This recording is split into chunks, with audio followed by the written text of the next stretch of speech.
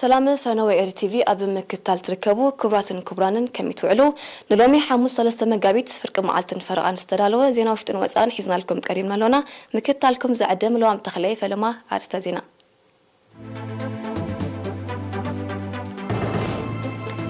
أب زوبا عن سبب مغنيات شمونت مجابيت استفلالي نتفتات تسلاسلو أب نوزوبا جندا مسرح ممهار مستمهار من حيال تزتيو أب من محدار كبابي جلاس تريو تمحل لفتي حمامات بساسة دشن ميتاوي تنكيو حفشاوي بيتو حبرات هاجرات أب جوداي روسياني كرين زتيو بلاستيكاوي قحف المقصار زخيلا قدات يسمع كمتبتحت حبيرو بدرجة علم أب السمونزي متن ملكفتي كورونا فيروس بعثش دشن ميتاوي تكم زجودله تكديتو نبزر زروم سنسجر حبرتها كمينستر تعنا تمالي أب ممرمري مأكلات زوبا عن سبب استجبرنا ناي لابراتوري مرمراتات حارزيجا كبحمل مالو بكورونا فيروس ملكافو ترجعت له إذا كم زيلن كله كورونا فيروس ترخيبو أب هوسبيتال زوا مأكل تعقيبو كن كجبر اللي تسأنها حارزيجا حاوي تفاني له بز مسرت تقلل لك وطريق كورونا فيروس تلخفو زيجاتات كسابلومي 9,500 بزح له 9,509 كابزيوم حاوي مستفانو 203 بموت استفليو 4 دما جنا أب هوسبيتال تعقيبهم زركابيوم منستر عنا كلتا مجابيت كلتا شحن 20 كلتال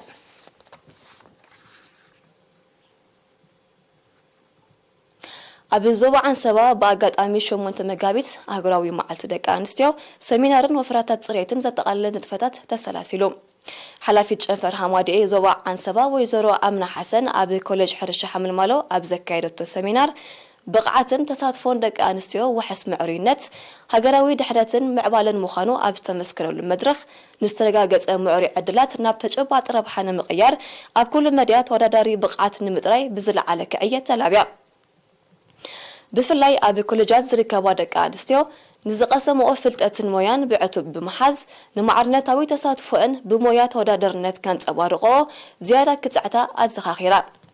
أب مودعتا ويزورا أمنا عبيد دك أنستيو ربحو نملأ حربة السب سلازخونة كلهم أكلت منقستن حربة السبن أغمن بقعتن دك أنستيو كبن مبال أب قدام نتاتهم سريعهم كسر حلو تسويعا إذا كبزيلن كله كاب 23 كساب 21 لكاتيت أب استخايدة مؤتاوي نتفتات استساتفو تمحرو سرعتنياتات منقستن نبرتن نيرينا أب زهبو حبريتا أبزي حلنا زقسن حبراوي عيب بمستتافهم زسمو أم حقوس بمتقاس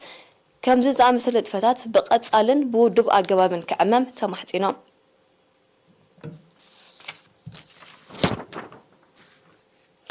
منستر حرشا بركوت أتوت زهبوس تفعلي مرزقات أزرتين بحرستوت كزرجح مصنحوز فلاتيو وسيت دموات التبابع مخانيز قلت أبو زبا ماكل نسترخ بفرق بزملكات حجون وكل أرينا يناتان يعبيون زدالو زينا وتسبسب لدات خماريام كتقربيع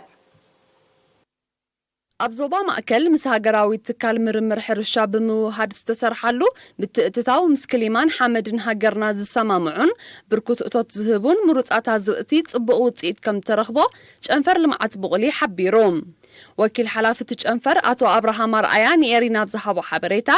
أبز حلفة كرامات بدرجة زوبا كابز استزرقة 28 شحن 640 كيلوتن هكتار 330 شحن 209 كنتال أكل 31 شحن 984 كنتال طرطات 3 شحن 373 كنتال دما نايك بأزرقتي كم التحافسة بمتقاس أبت زوبا كابز استبازحة أستاتيس عم إتاوي تسرناي زركبو لعل شحن 700 كنتال مروت زرقي أكل كم التخزنة قليتو نسحرشا كم مدب حزوز خيدلو الزنق أكل زبال 75 إتاوي تنترى أزرقتي ويافتم أكل زرع لنا خوينا أتم 15 قطرات انت زرع لنا خوينا أبز 15 كبان حين زرع لنا خوينا إذا حجي أب زمت دول عمت تأخل عند واحد خيدي وجودي لي مالتي 55 تطرات كا عند كبان كا عند وسخ خيدي إذا انتاي نتعودة الزرعي تعودة الزرع نقوله نمكيار تباهيلو زتحزي عبد مدبي مالتي أبزمانا كابزي زبادة حتسنح مرز أزرقتي بفلاي سرناي أبز حجي أوان درجة 8 ሚታዊት ካብ ሓርሶትና ኣብ ኢዶም ኩንኑ ክኢሎም ኣለዉ ኣብዛ ዓመት 1700 ኩንታል ምውፃት ዝርእቲ ኣብ መኽዘን ኣኪብና ኣለና ማለት እዩ እዚ ከዓ ካብዚ 9 ሚታዊት ስርናይ እዩ ዝተረፈ ካልኦቶም ሓንቲ ወይ ጠቂስና ጥረታትን ቅብኣን እዮም ማለት እዩ ንኣሕምልትን ፍረታትን ብዝምልከት ድማ ኣብ ዝሓለፈ ዓመት 1544 ሄክታር ክለምዕ እንከሎ ብሓፈሻ 254836 ኩንታል እቶት ከም ተረኽበ ኣብ ንኡዞባታት በሪኽ ሰረጃቃ ጋላንፍሕን ኣስመራን ልዕሊ 13442 ኩንታል ኤሌክትራን ባረን ዝዓይነቱ ምሩፅ ዘርኢ ድንሽ ከም ተኣከበ ዝሓበረ ኣቶ አብርሃም ልዕሊ 8000 ኩንታል ንሓረስቶት ከም ተዓደለ ልዕሊ 2000 ኩንታል ድማ ኣብ መኽዘን ኣትዩ ንዕደላ ድሉ ከም ዘሎ ኣረዲዮም እዞም ክልተ ኤሌክትራን ባረን ኣብ ሄክታር ልዕሊ 250000 ክሳብ 4000 ኩንታል ሓረስቶትና ከም ክንክን ይፈላለ እቶት ክርከብ ተኻኢሉ እዚ ሕጂ ምስ ሕርሻ ምስ ምሕዳር ዞባ ማእኸል ነቶም ድንሽ ኣባዛሕቲ ልዑል ድጋፍን ትምህርትን እንዳሃበ እዚ እቶት እዚ ክርከብ ተኻኢሉ ማለት ስለዚ ኣብዚ ግዜ እዚ ሓረስቶት ድንሽ ቀንዲ እታ ካብተን ቀንዲ ቁጠባዊ ረብሓ ዘምፅኣሎም ዓሌታት ኣሕምልቲ ኮይና ኣላ ማለት እዩ ሓረስቶት ተጠቀምቲ ምሩፅ ዘርኢ ድንሽ ክኾኑ እቲ ምሩፅ ዘርኢ ብዘይካ ኣብ ዞባ ማእከል ንዞባታት ዓንሰባ ጋሽባርካ ሰሜናውን ደቡባዊ ቄሕ ባሕርን ከም ዝመቃራሕ ጠቂሱ ድማ ኣብ ዞባ ማእከል ኣብ ዓመት 3 ግዜ ምሩፅ ዘርኢ ድንሽ ብምዝራእ ኣብ ቀረብን ዋጋታትን ኣበርክቶ ይገብር ከም ዘሎ ኣብሪሆም ኣብዚ ዓመት እዚ 13451 ፈልስታት ዝተዋሰበ ከበሳዊ ፍረታት ከም ቱፋሕ ኣቮካዶ ቡንን ካልእን ብርትዓዊ ዋጋ ክዕደል መደብ ከም ዘሎ ዝሓበረ ኣቶ አብርሃም ተጠቃሚ ክኸውን ዝደሊ ካብ መደበራት ፈልሲ መርሓኖን እምባደርሆን ክረኽቦ ከም ዝኽእል ሓቢሮም ኣብ ክልተ መባዝሒ ከበሳዊ ፍረታት ኣለና ሓደ ኣብ መርሓኖ ካልኣይካ ኣብ እምባደርሆ ኣብዚ 2021 ድማ ንዝተፈላለዩ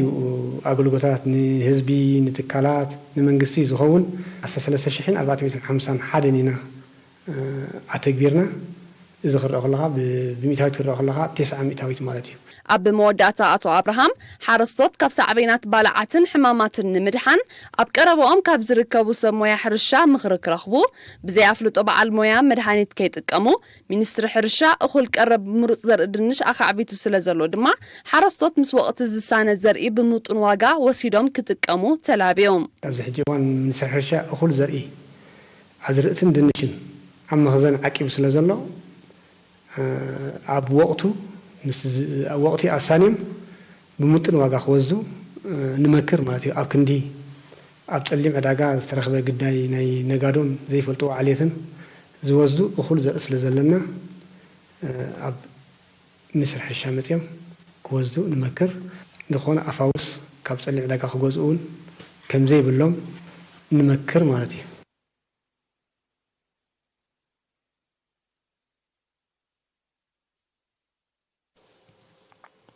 ኣብ ንዑስ ዞባ ጊንዳዕ መስርሕ ምምሃርን ምስትምሃርን ኣብ ዝገምገም ርክብ ንምሕያሉ ዝካየድ ጻዕሪ ብውህደት ክድፋሉ መዘኻኸሪ ቀሪቡ ብሓፈሻ ድሓን ዝኾነ ለውጢ መዝገብ እኳ እንተሎ በብደረጃው ዘሎ ርእይ ድኽመታት ብምዕላይ ናብ ዝበረኸ ደረጃ ንምድያብ ዕቱብ ስራሕ ከም ዝሓትት ሓላፊ ቤት ጽሕፈት ትምህርቲ ኣብ ንዑስ ዞባ መምህር ገብረ ኢየሱስ መለስ ሓቢሩ حترت ممهران فتح كم زرخبة نبارات ممهران دما تمكرؤمن فلتأتمن نحدث ممهران يورسو سلازلو أبروحو قطرات زركبا ناي مبعتان ماكلين رجاء عباية تمرتي أبدحان كونتات كم زركبا ممهر ገብረ ኢየሱስ بتوساخ حبيرو حلافيت أنفر منستر تمرتي زوبا سيمناو قيح بحري ممهر رشيد محمد عثمان بقديو ناد معنات مسرح ممهرن مستمهرن مترناف عادتات مسرتاوي رواحي مخانو بمتقاس زمدنا ولدي ممهراننا محاضر تكوابن أبقات تمهارو صلواس لزلو كحيلات تحساسيبو از كم زيلن كله أبنو زوبا فرو تساتفون بقعتن تمهارون مدفع بهودت كسرح جزياوي رأس ممهر ماكلين كلاين درجة بيت مرتحدنت ممهر صالح عمر تصويعو أو عودة تمرتك تشن إسران حدن كل تشن إسران كلتن تساتفو تمهارو بحفشة مسنا إذا حلف عمد كنا تأثرن كله بسلسلة بشدشة مئتاويت كم زنكية تقيسو دما أو هجراوي مرمرة شامنا كفليس تمزجبة تحت وتزيت شللت نت ولا ديزا صعبو مقراز تمهارو بمخانو نمفواسو بهودة كعية أزخا خيرو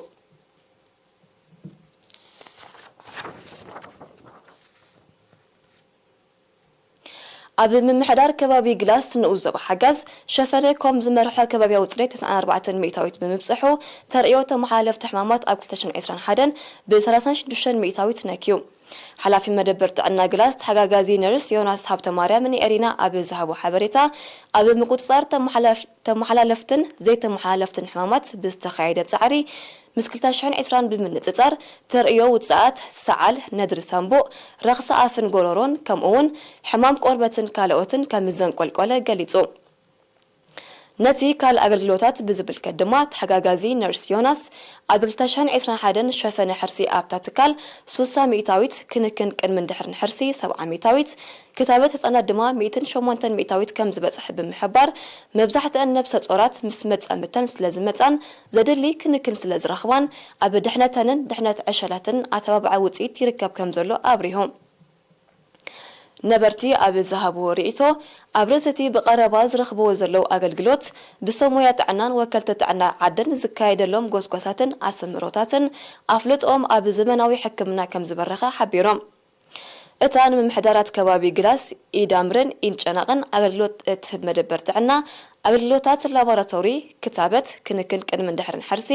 ምክልኻል ለበዳውን ሕዱርን ሕማማት ቀዳማይ ረድኤት ማእዛዊ ምግቢ ንህፃናት ከምኡውን ኣገልግሎት ጥዕና ፍርያምነት ትህብ ተሓጋጋዚ ነርስ ዮናስ ሃብተ ማርያም ኣብ መወዳእታ ዝሓሸ ኣገልግሎት ዘለዎም ሕፅረት ፀሓያዊ ውፅዓትን ጽሩይ ዝስተ ማይን ፍታሕ ክናድየሎም ተላብዩ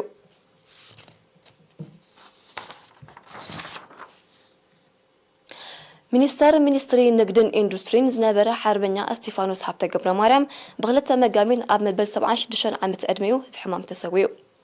ኣብ ወርሒ ሚያዝያ 1978 ኣብ ህዝባዊ ግንባር ሓርነት ኤርትራ ተሰለፈ ተጋዳላይ እስጢፋኖስ ቅድሚ ናጽነት ኣብ ኣጋር ሰራዊት ክፍሊ ትምህርቲ ከምኡውን ኮሚሽን መጓዓዝያን ክፍሊ ቁጠባን ብዝተፈላለየ ጽፍሕታት ኣገልጊሉ ድሕር ናጽነት ድማ ተጋዳላይ እስጢፋኖስ ሓላፊ ክፍሊ መጓዓዝያ ኣካይድ ስራሕ ኮርፖሬሽን ህዝባዊ መጓዓዝያ ሓላፊ መጓዓዝያ ምድሪ ሓላፊ ክፍሊ ንግዲ ሚኒስትሪ ንግድን ኢንዱስትሪን ክሳብ ዕለተ መስዋዕቱ ድማ ኣካይድ ስራሕ መንገዲ ኣየር ኤርትራ ብምዃን ንህዝቡን ሃገሩን ብብቕዓትን ተወፋይነትን ዘገልገለ ሓርበኛ እዩ ገዲም ተጋዳላይ እስጢፋኖስ ሃብተ በዓል ሓዳርን ኣቦ ሰለስተ ውሉዳትን እዩ ሚኒስትሪ መጓዓዝያን መራኸቢታትን በመስዋዕቲ ሓርበኛ ተጋዳላይ እስጢፋኖስ ሃብተ ዝተሰምዖ መሪር ሓዘን እናገለጸ ስድራ ቤቱ መቃልስቱን መሳርሕቱን ጽንዓት ይምነ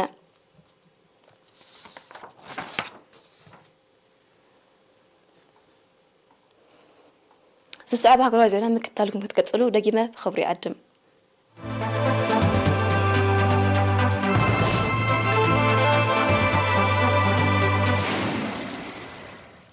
ናብ ዜና ወጻኢ ምስ ንሰግር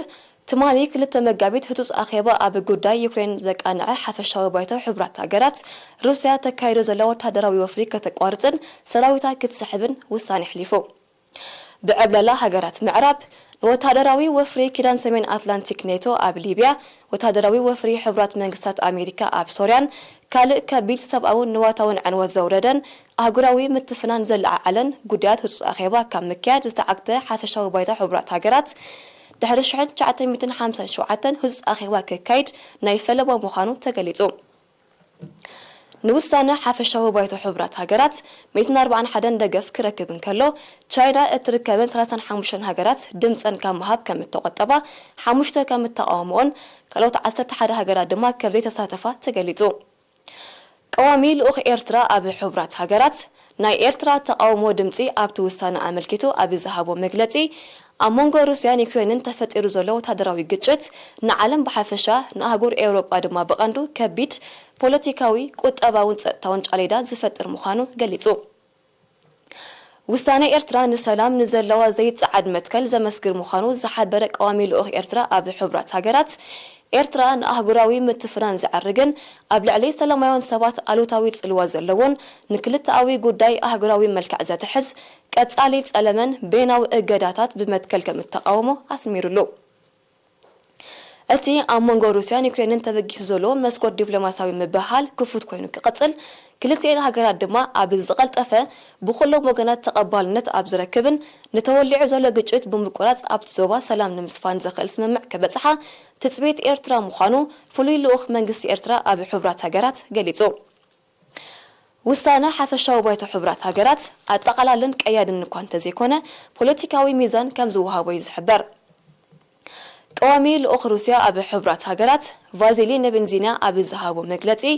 ሃገሩ እተካይዶ ዘላ ፍሉይ ወታደራዊ ስርሒት ንሰላማዊ ሰባት ዕላማ ከም ዝገበረ ንዝወሃብ ዘሎ መግለጺ ክነጽጉም ከሎ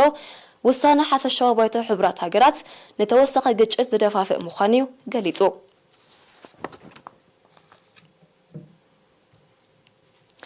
ኣብ ከተማ ናይሮቢ ኬንያ ኣብ ዝተኻየደ ሓምሻይ ኣህጉራዊ ዋዕላ ኣከባቢ ውድብ ሕብራት ሃገራት ፕላስቲካዊ ጎሓፍ ንምቁጽጻር ኣብ ዝኽእል ኣገዳሲ ስምምዕ ከም እተበጽሐ ተሓቢሩ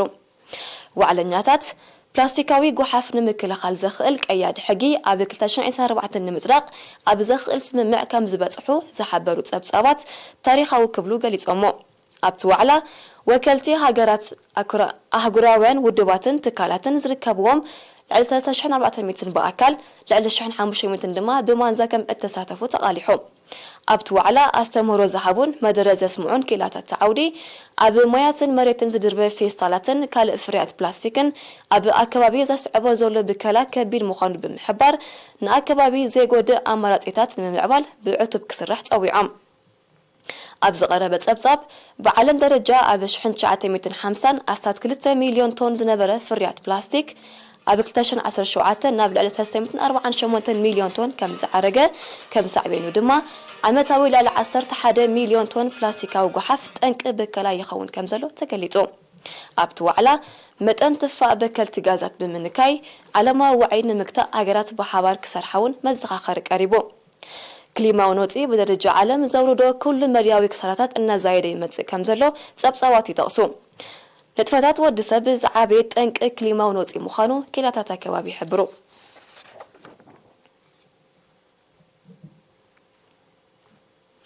بدرجة عالم أب سومونزي متن ملكفتي كوفيد 19 ب16 مئويت كم زغودله تصبصاب ودبت عن عالم حبيرهم بزي كازي متن موتون ب10 مئويت كم زنكي اتم تصبصابات بتوسخ رديوم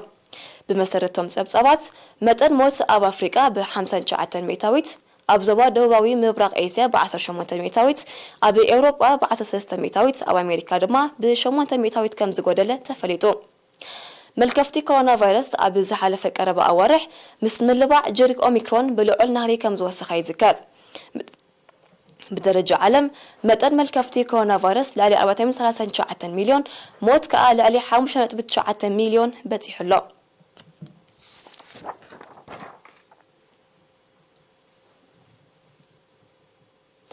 ግብጽ መጠን ክፍሊት በመትረብ ስዌት ዘሐልፍ ተወሰነ ጻዕነት ከም ዝወሰኸትሉ አፍሊጣ بمسرت حبرتا سمز ግብጽ ባህራዊ ጋዝ ቀመማትን ካልፈሳስን ኣብ ዝጻዓና መራኸብ ናይ 10 ሚታዊት ወስኽ ክፍሊት ተገይሩሎ እቲ ክፍሊት ምስትነት መትረብ ንምስፋሕ ዝካየደሉ ንጥፈታት ዝሳነ ምዃኑ እቶም ሰመዝ ገሊጾም ኣለው ብገምገም 10 ሚታዊት ኣብ كابتيب درجة عالم زكايد نقداو مياو نتفتات بزين ماكلاين قيح بحرن زرخ مسمر كم زحلف تصبصابات يردو ازي ابش حنشموتين مسان شعتن استخوعت مسمر كاند منجين يوصا اشهر في قبص مخانوز تقسو تصبصابات اكتشن 21 بليون دولار اتاوي كم ترخبو يردو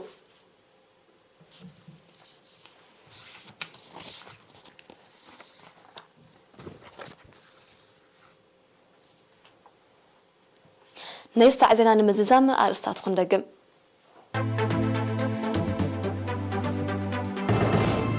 أبي زوبا عن سبب مهنيات شو مونتا ميغابي استفلالي نتفتات تسلاسيلو أبي نوزوبا قنداع مسرح ممهار نستمهار نمحيال تزتيو أبي من محدار كوابي جلاس تاريو تمحلال لفتي حمامات ب36 مئوية سناكيو حفشاوي بيتو حبرات هاجرات اب قداي روسيان يوكرين زاتيو بلاستيكاوي غحاف المقصار زخيل قداي سممع كمتبصح تحبيرو بدرجه عالم اب سومونزي متن ملكفتي كورونا فيروس ب16 مئويت كم زغودله تغليتو ليلو مقطر زينات زياده مسترف مربات اير تي في نحرقكم وقلنا معتي